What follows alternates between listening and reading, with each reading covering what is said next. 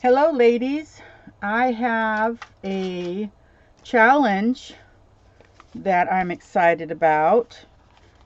Cooking Up Crafts, who is very inspiring. I want you to know, if you like my work at all and kind of our, like, mixed media and layering and different products, you're going to love going over to her channel and seeing what's going on there. So, and I will link her in the description box. But what we were doing is a MasterBoard challenge. Hashtag MasterBoard challenge.